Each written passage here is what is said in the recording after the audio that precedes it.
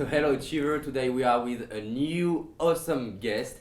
He's Gregory Scott Reid. He's an awesome filmmaker, bestseller of best-selling books also, and speaker, and he is with me to answer my question. It will be an awesome interview. No pressure there, right? No pressure. I would like to know more about your story because I would like to help people to see that the successful people as you had struggles. Yeah, can you share me your story and especially your struggles and how you overcame it? Well, actually, I'm known best as the millionaire mentor.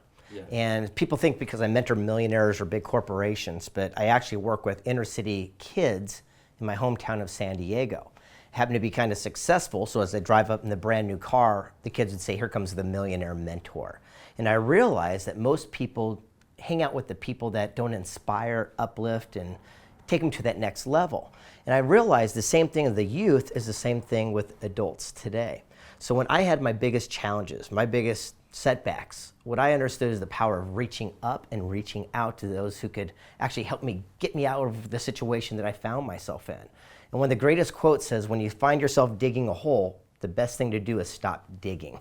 So right then and there, I started applying that same counsel for myself, and I realized that if I put myself in that situation, I can get myself out. Great.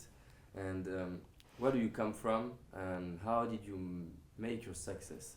According to you, for what reason you are successful today? Yeah, I think success is deemed, not by money, by the way. I think that success is deemed by living a purpose-filled life, about feeling like you're leaving a contribution and doing something while you're on this big spinning rock called Earth. Yeah. And for myself, in business, I was in advertising for many years and sold that for my first big $1 million, triumph. However, I don't think that made me very successful.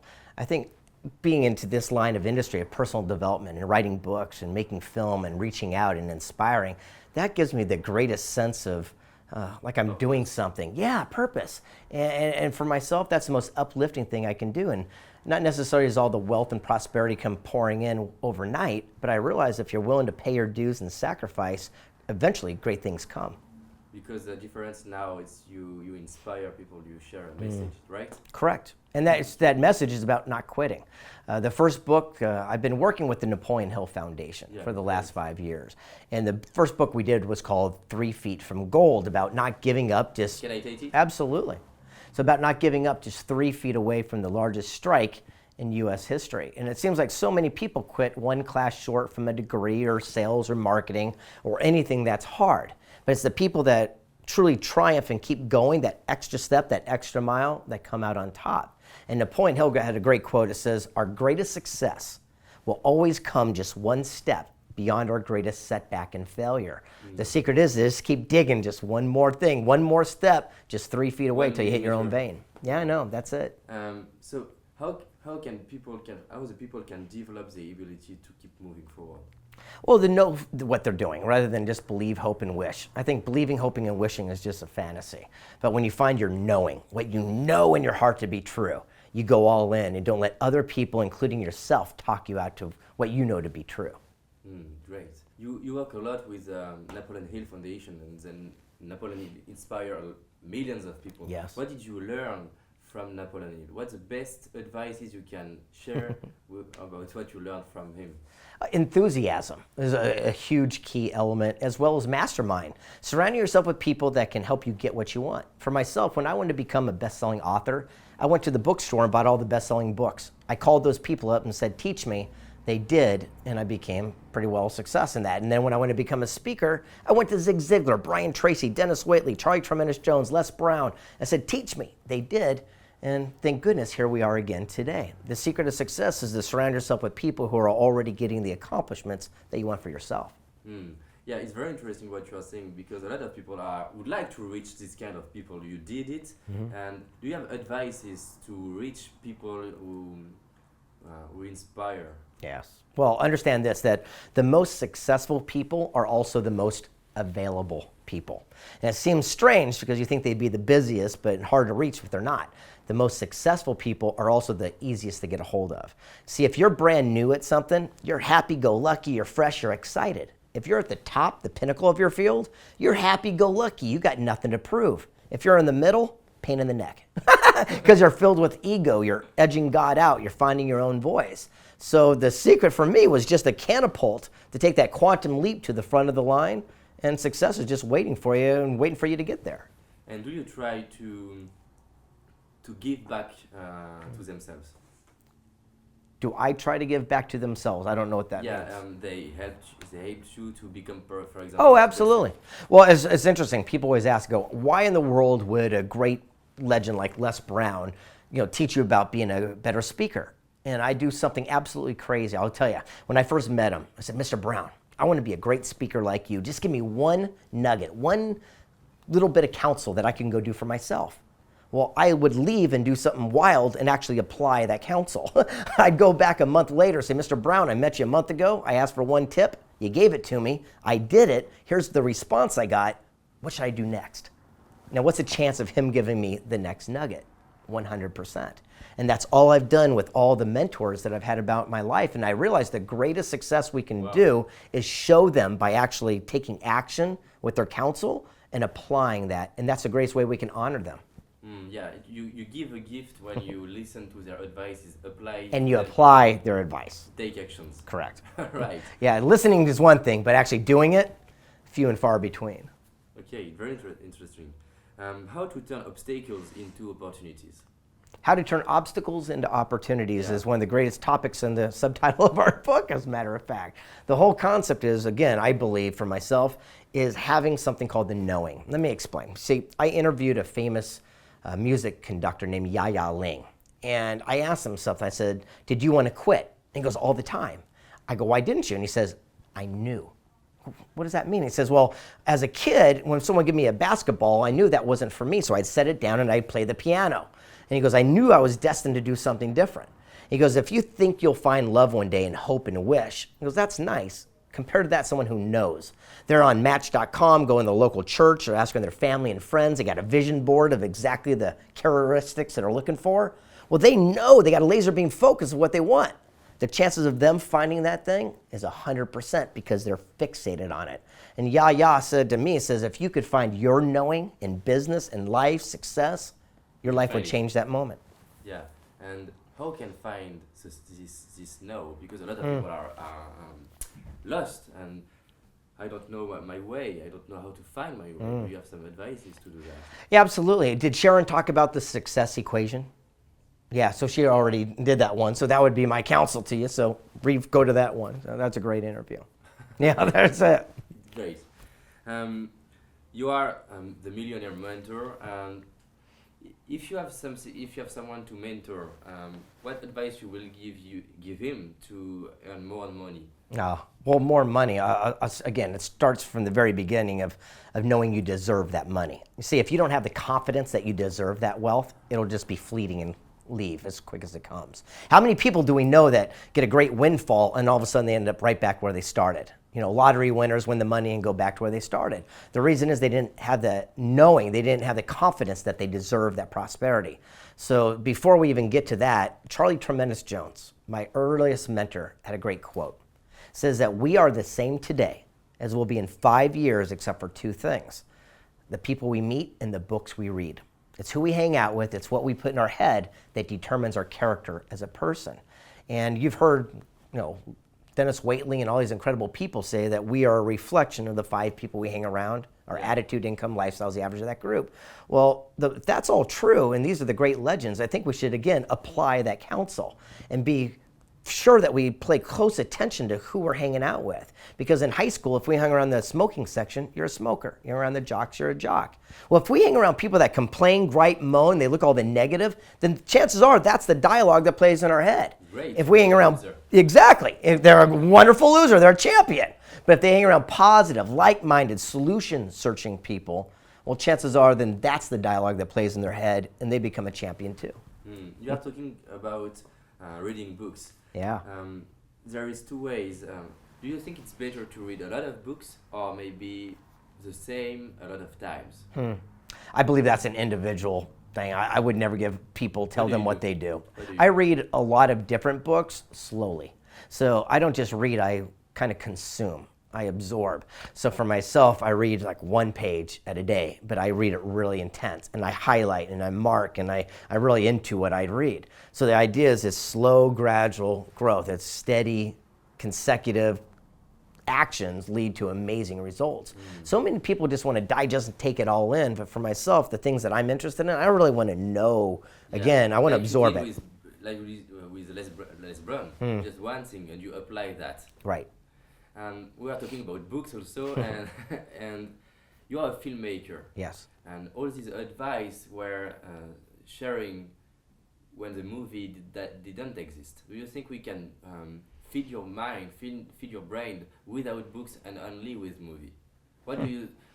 Well, I'd say absolutely, especially because a lot of books are being transformed into movies, and the new medium. I'm sure this will upset a lot of people, but just reality is that, over 60% of all books are being read now on a mobile device, on a reading device, and they're being implanted with a lot of video clips and things of that nature because, our ADD society, we want to be entertained, and it's getting more and more and more. So I believe a lot of people that would not read The Great Gatsby as a child are going out to watch the movie and learning this incredible piece of literature. One way or the other, they're still absorbing it. So I believe that film is a great source of literature in its own way. According to you, what is the future of teaching to people? I hope for myself it goes back to having a little bit of one-on-one. Unfortunately, it seems like so many people are trying to do one thing and reach the masses dramatically with it. And for myself, the greatest responses I'm getting from people is when we go back and go knees to knees. I'll give you an example. If I gave a coaching program on a little thumb drive and I gave it to 100 people, I don't know if I'd have as much results as if I met with 10 people one-on-one and I worked through that same information. So for myself, personally, I am a real big fan of kind of going knees to knees with people and giving them the content that they want. It's so very interesting is that I've got this little philosophy. It's real simple. I believe it's called roots. And David Corbin, someone that you interviewed, taught me this. I said, a lot of people I coach and mentor don't get the results I want. And I go, what am I missing? And he goes, roots. I go, what's that? He goes, you see someone who's down and out. They're in the gutter. You want to pick them up, clean them up, dust them off, and fix them. And I go, yeah. And he goes, that's why you fail. I go, what? And he said, the secret is roots. I go, what does that mean? He goes, look for people who are down in that situation. We've all been there, but they're bleeding from the back of their hands. I go, where are they bleeding from? And he goes, roots. I go, what do you mean? He says, they don't like being in that situation. So they're reaching out and grabbing a handful of roots, trying to pull themselves out of that gutter. He goes, if you can find that select group, get behind them, yell encouraging words and teach them where to grab the next set, eventually they'll pull themselves out and be able to teach others to do the same. So for myself, when it comes to teaching, coaching, mentoring, I look for the few and far between people that are willing to bleed a little bit, willing to sacrifice, take some action, and those are the people I work with. Wow, great. Do you have some advice to overcome fears? Yeah, embrace it, go into it. It's so funny, we're right here on the waters, the coastal area of San Diego. And there's a lot of surfers out there. And people understand when a wave comes in, it can be scary and consuming and it can crash you to the bottom. But the great surfers do something called a duck dive. And what a duck dive is you get on that surfboard and you go into the wave, underneath it, and you pop out the other side. Well, I think fear is the same thing. Most people see a big wave coming of fear, and they hide and they try to duck away, and if you do that, it's just going to crush you. But the smart people, they sit there and go, here it comes, and they duck dive right into that fear. And more than likely, they'll realize that that fear was man-made, it was self-induced anyway, and you pop right on the other side and forget what you're afraid for in the first place. Yeah, it's amazing your example, because I was believing I was the first to use that in my speeches, use a metaphor of the wave. Right. It's great. Well, I took it from you. Maybe.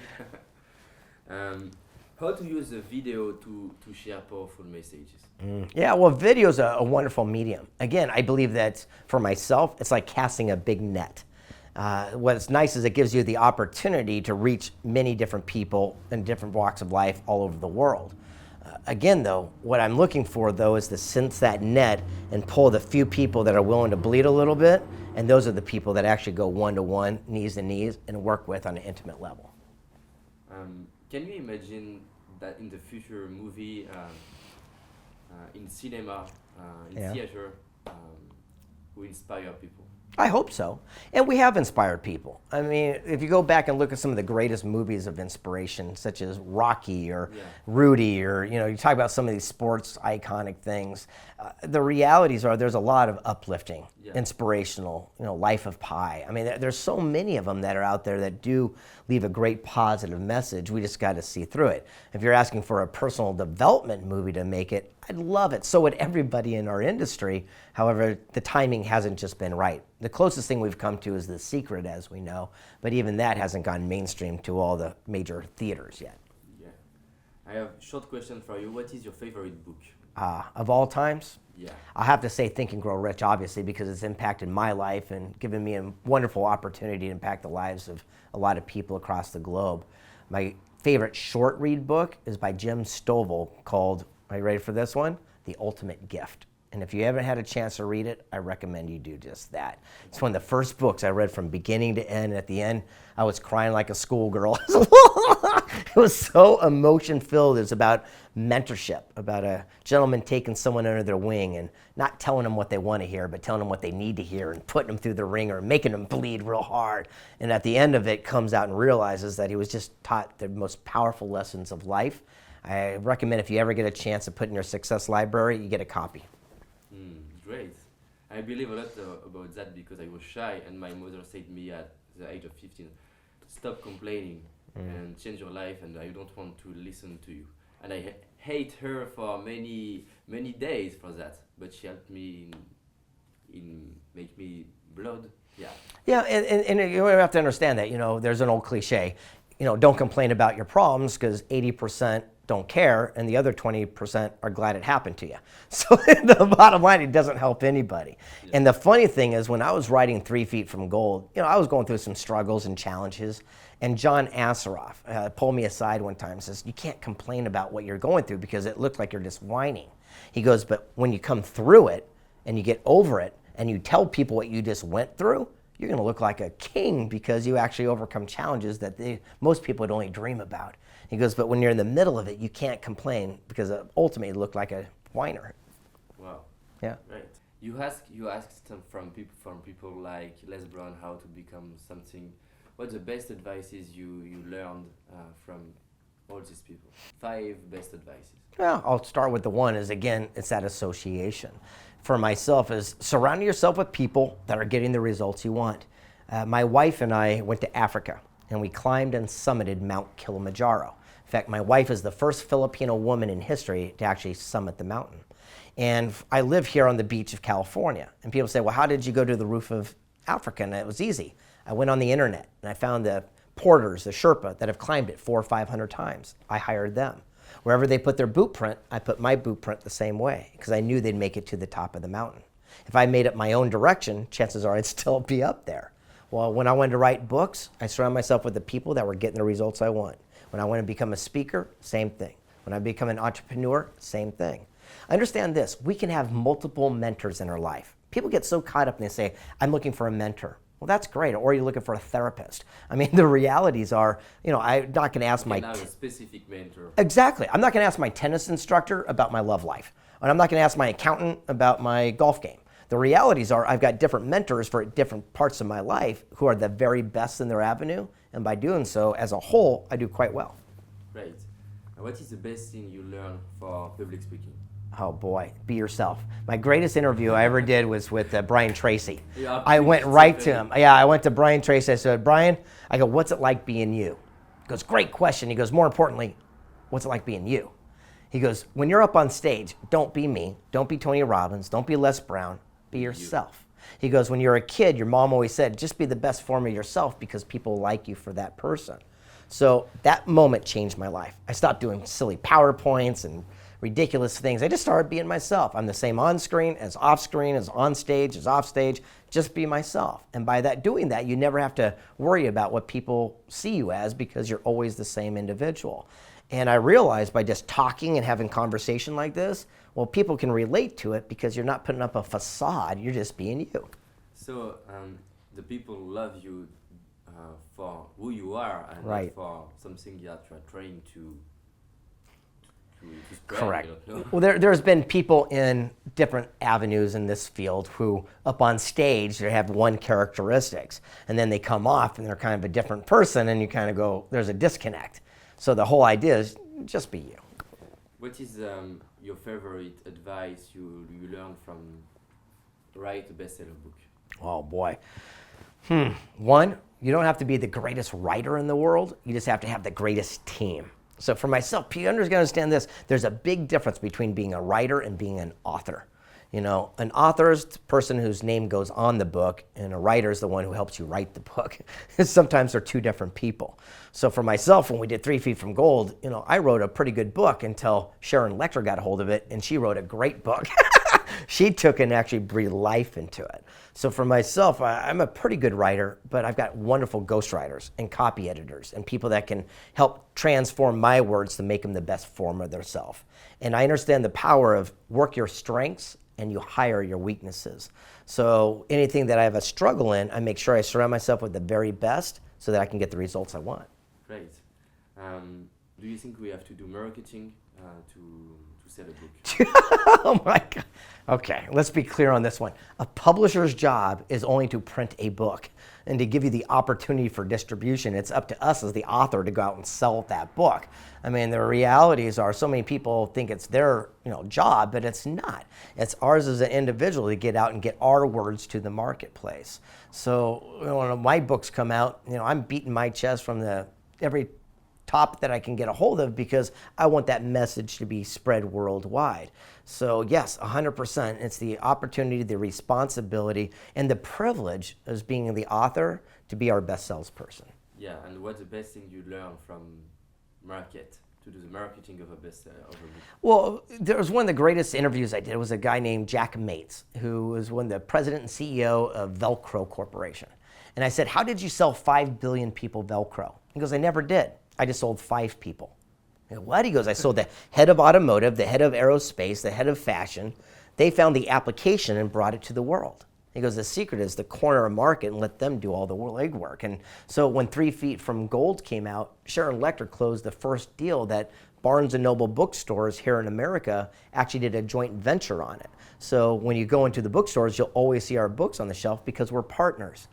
Same thing when we did a last audio program through Napoleon Hill Foundation called Napoleon Hill's Road to Riches. We teamed up with Brilliance Audio, which is part of Amazon.com. They will go ahead and put it on their database and promote it to their people. So for myself, it's the same way. If I want to sell a book to 100 people, that's a lot of work. But if I get to one person who's got a book club and they've got 100 members, well, that's 100 sales in just one time. For me, I want to find out those people and get to them as quick as possible. That's a great advice. Thank you. How do you do a lot of things? I see that. How do you manage your lifetime? How do you manage you have children? Between business, your wife. Yes. What do you do? How do you do that? The main thing is I only do what I love. So it's not work. And it's the old cliche, but it's true. So right now I'm not working, but technically some person could say I am. When I'm doing other things and writing, I'm not working, I'm doing what I love. When I'm speaking, I'm not working, I'm doing what I love. So the whole thing is I don't do what I don't like. In the moment. Delegate what you don't like. Exactly. Work your strengths, hire your weaknesses. So I don't do my accounting. I don't do the things that are a challenge to me. I do the things that I do best. And by doing that, I can do a lot of it. Yeah. So it's first advice: do what you love. And how do you manage when you have two things you love? You love you love your wife. You love your company. Yeah. How do you manage that? I don't think I manage it at all. I just live. So many people talk about balance and all this good stuff. You just find time for what's important to you, what you love. So for myself, I come into this office quite early every day, about 7 o'clock. But I leave at 2 o'clock and I go home to my house, and you've been there, it's a pretty nice place. And I get to hang out with my wife and my kid and be a father and be a husband. And it's really, really nice where I understand that delicate balance of that stuff. And then when I have to speak and be on the road for a few days, well, that's okay because I've spent a lot of time with my family and I make sure I make time. So I'm not missing out on anything. I feel like I'm getting a little bit of everything. And to me, that's the real definition of success. Yes, it's great. Yeah. how do you make your priorities in your business? Because you have a lot of projects. Yeah. You have a lot of dreams, I imagine. Mm-hmm. How do you put your energy? I start them and I get the ball rolling, and then I'm willing to delegate and turn some of these things over to other people, again, that have expertise outside my own. So the whole idea is that it's the epitome of being an idea guy and getting that ball rolling, getting it started, but I will make sure that I'll bring someone onto place until it comes to fruition. I don't quit on anything. I make sure if I start something, I finish it. That's a big challenge, so I'm very careful of what I promise and I commit myself to, because it has to come to the end. And do you think there is a limit of projects you can Absolutely. handle? Absolutely. And there is a limit. However, I keep finding that whatever I think I'm at my maximum, there's always room for a little bit more. And I will not sacrifice one thing for the other. So as long as I can fit it in the same amount of time, then the bottom line, I'll take it on. Like right now doing this interview, as you see, I'm in the middle of doing 18 different things, but I'm going to make sure I make time for this, because not only do I want to get to know you, and if we can, impact a couple people around the globe, that's awesome. On the same note, it gives me the opportunity to sit here in front of you guys and make new friends. That's the best part. Yeah. What is your favorite movie who inspire you the most? All time, it's got to be Rudy. Now, Rudy is one of the greatest stories. In America, Notre Dame football, the scrawny little kid gets picked last for PE. Finally, the last game of the last down, they put him in. They snap the ball, he runs around, tackles the quarterback. People pick him up, put him on their shoulders, and carry him off the field. 100,000 people chanting his name, Rudy, Rudy. Now, people think that, that was the end of the story. But the guy, Rudy Rudiger, thinks that, no, this is the beginning. That should become a motion picture. And everyone says he's crazy because he only made one tackle. Well, he saves all of his nickels together and goes out to Hollywood to meet this famous film producer. Well, an hour goes by, he doesn't show up. Another hour, doesn't show up. 3 hours, the guy doesn't show up. Rudy, not giving up, walks outside to get a breath of fresh air, and he sees a mailman standing there. And the mailman's smiling. He goes, "What are you smiling at?" And he goes, "Well, I just moved here from Wisconsin where it's 2 degrees, and now I'm delivering mail to movie stars in my shorts." He goes, "What a great life." And he asks Rudy, he goes, "What are you here for?" And Rudy tells him. And the mailman gets upset and goes, "Who are you supposed to meet? I can't believe the guy would stand you up." And Rudy tells him, and the mailman laughs and goes, "You're not going to believe it. I just delivered mail to that guy 30 minutes ago. And if you don't tell him I told you, I'll tell you where he lives." Rudy goes over. "Who is it?" He goes, "It's Rudy, and you're late for lunch." The guy comes down, they have their meeting, and if you watch the film in the credits, he's the one who wrote the screenplay. I will do. Yeah. It would be a very inspiring movie. Yes. What is your favorite commitment to yourself? To be the best form of myself. Les Brown has a great quote. It says, "Fill your own cup full and then feed the world with what flows over." And for myself, I'm doing my very best to create the best foundation so that I can be the best form of who I believe that I'm destined for, so that I can be the greatest service to mankind. Maybe the same answer, but what is your favorite quote? Of all time. Yeah. Quite frankly, I'm going to have to pull out one of my own quotes, because it's something that I kind of heard along the way. It says, "In the end, the extent of our own success will be measured by the accomplishments that we help in others." I mean, it has nothing to do with us. We're just part of this journey.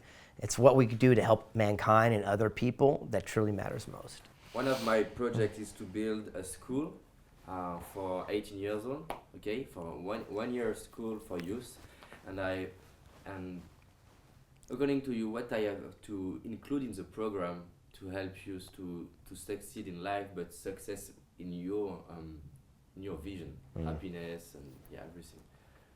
If you build a program with me, what you will include in the program to help you to build the foundation of their life?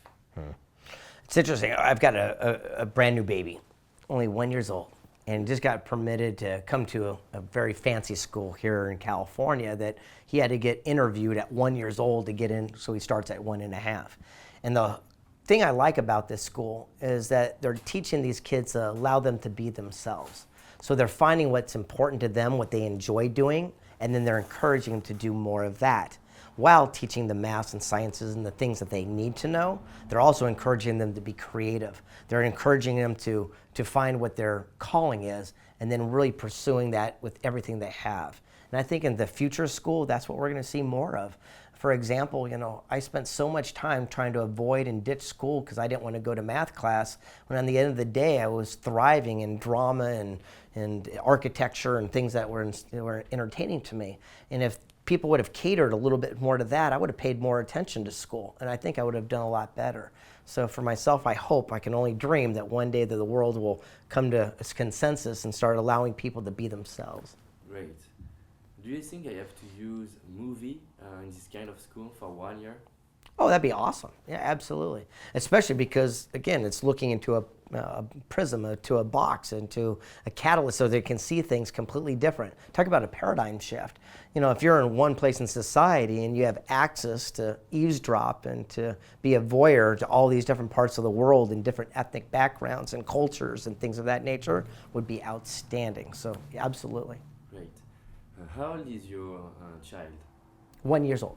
1 year old. So imagine that we will do a video for him in 17 years old. You will see the video. What life lessons you would like to share to your son in 17 years old? And you can look at the camcorder if you want. At the end of the day, that we are a direct reflection of the people we associate with the most. Our attitude, our income, and lifestyle is the exact average of that group. So when we choose our friends wisely, our lives would change at that moment. And this is one of the greatest things that I've learned along my life's journey, is there's a big difference between counsel and opinion. See, opinions based on ignorance, lack of knowledge, inexperience, they haven't done it. Where counsel is based on wisdom, knowledge, mentorship, they've already paved the way. So many people listen to other people's opinions and they don't even know what they're talking about. So if I go to write a book and say, I'm going to write one, and they've never done it themselves, they might say, you can't do that. Well, why not? I don't know, you just can't. Well, that's their opinion, and they might steal your dream. If I go to Mark Victor Hansen, who wrote Chicken Soup for the Soul, and say, I'm going to write a book, he's going to say, great, but before you get started, here's what you need to know, and give me counsel based on wisdom, knowledge, and experience. Well, here's the bottom line. If we would spend our daily activities, surround ourselves with the very best people we can get a hold of, and listening and seeking counsel rather than listening to opinion, that would be the life that we're destined for. Great, I love that. I have a serious question for you. Absolutely. Yeah. How can I become a loser, and how can I help people to become losers? Hang around the greatest losers you can get a hold of. Wow. It's the first step? Exactly, because if you hang around other losers, you'll become one too. If we're a reflection of the people we hang out with, hang around the most complaining, griping, moaning, pain-filled people, then chances are that'll be the dialogue we can have. And then we'll be the greatest complaining, griping, moping bonehead just like them. It's inspiring. Yeah, and how can I do quicker? Do you have another key? One of the greatest quotes of all time says, if you want people to follow in your footsteps, you shouldn't step in poop. So the bottom line is avoid the rough tracks. Perfect. And a third one? Do you have a third one? If we want to be the greatest loser we can, all we have to do is really focus on all the amazing, great challenges that we have in our life. Because just like a reticular activator, as soon as we focus on it, you're going to see they're all over the place. So start focusing on them. Start looking for all the things that are going wrong in our life, and you'll be absolutely amazed and inspired by how horrible things truly are. And I will become the best loser ever. Ever. Thank you very much.